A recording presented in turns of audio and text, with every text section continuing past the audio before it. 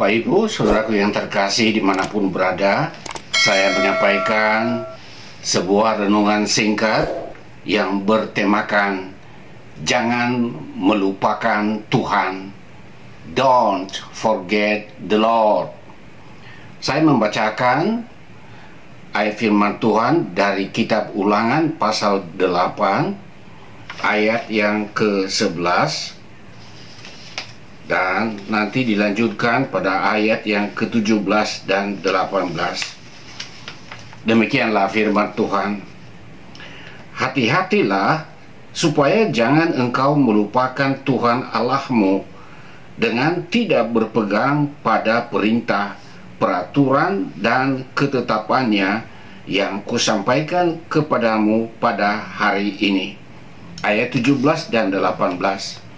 Maka janganlah kau katakan dalam hatimu, kekuasaanku dan kekuatan tangankulah yang membuat aku memperoleh kekayaan ini.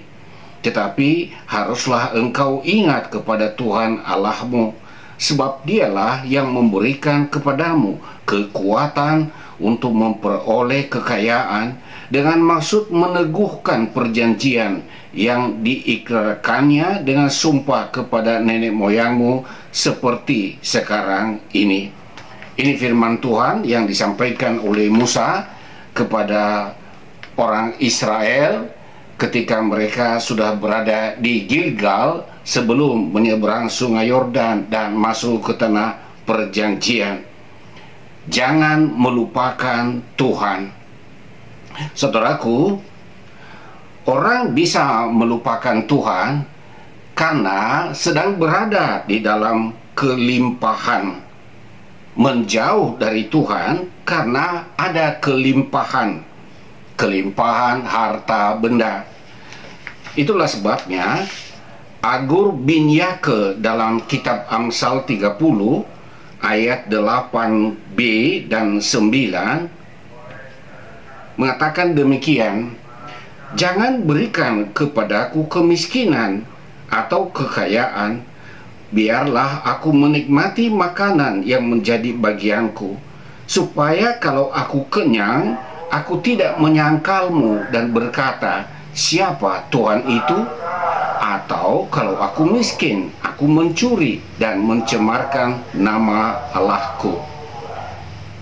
Penulis ini menyadari bahwa jikalau ia berada di dalam kelimpahan, ia dalam keadaan kenyang, bisa terbuka kesempatan untuk berkata, siapa Tuhan itu?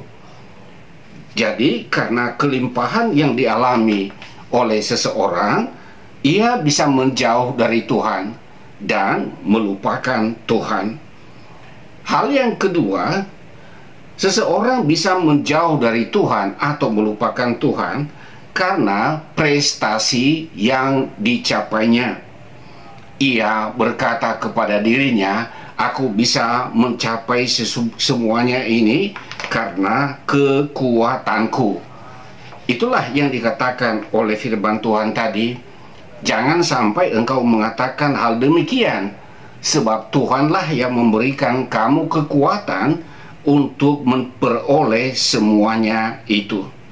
Saudaraku yang terkasih, ada 3 hal yang sangat penting yang harus difahami agar manusia tidak melupakan Tuhan.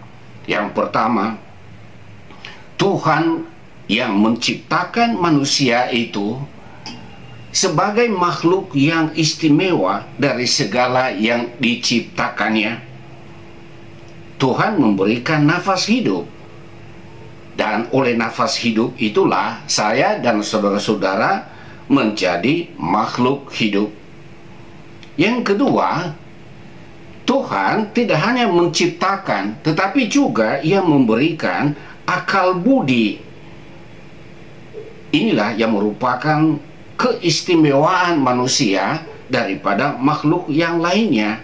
Dan dengan akal budi itu, manusia bekerja, berkarya untuk memperoleh segala sesuatu, termasuk kekayaan dan prestasi-prestasi yang dicapai. termasuk dalam ilmu pengetahuan dan teknologi maju. Raja Nebukadnezar ketika ia mencapai kejayaannya, ia menyombongkan diri di hadapan Allah. Apa yang terjadi? Tuhan mengambil akal budi Raja Nebukadnezar, dan seketika itu Raja Nebukadnezar ia hidup seperti binatang-binatang yang tinggal di padang. Ia bukan tidur di istana, tetapi ia tidur di atas rumput, dan ia makan rumput seperti kambing domba lainnya. 7 tahun berlangsung, barulah Tuhan mengembalikan akal budinya, dan baru ia menyadari dan mengakui bahwa Tuhan Allah yang harus disembah dan dimuliakan. Jadi dengan akal budi ini kita tidak boleh memegahkan diri, karena ini adalah pemberian Tuhan. Jikalau akal budi ini diambil oleh Sang Pencipta, maka kita tidak ada bedanya dengan hewan yang lain yang ada di muka bumi ini.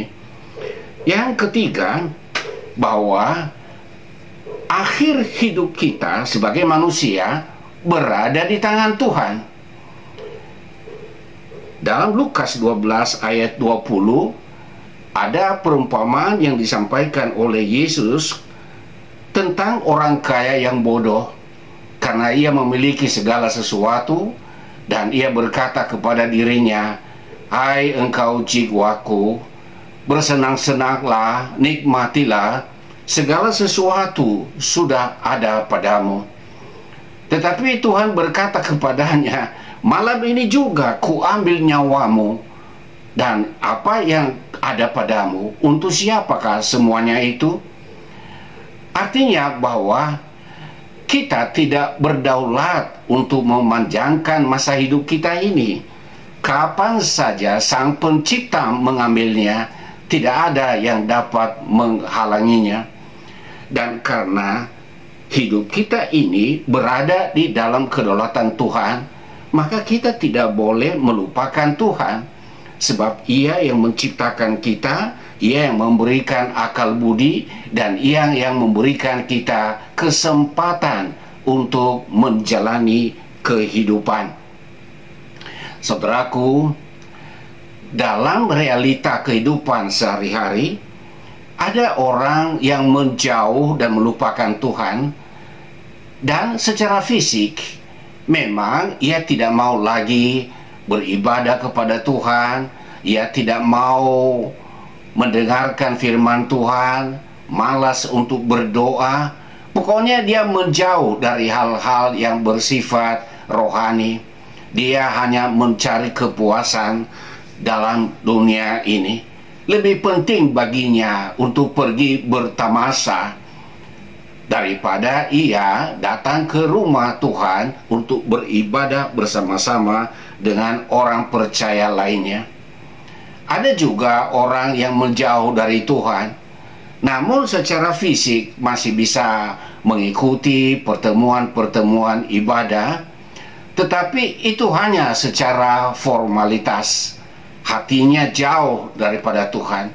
Dan itulah yang dikatakan oleh Yesus ketika ia berkata bahwa orang-orang itu memuji aku dengan mulut dan bibirnya, tetapi hatinya telah jauh daripadaku. Percumalah mereka beribadah kepadaku, karena mereka hanya melakukan perintah-perintah manusia. Saudaraku yang terkasih, hidup ini adalah pemberian Tuhan, anugerah Tuhan. Maka seyogianya apapun yang kita capai dalam hidup ini, apakah itu kelimpahan, apakah prestasi, seyogianya membuat kita semakin bersyukur kepada Tuhan, karena Dialah yang memberikan kita kekuatan akal budi, memberikan kita kesempatan untuk memperoleh semuanya itu. Jangan karena kelimpahan dan prestasi lalu kita malah menjauh dari Tuhan. Lebih celaka lagi melupakan Tuhan. Kiranya firman Tuhan yang singkat ini mengingatkan kita agar semakin dekat kepada Tuhan. Tuhan memberkati.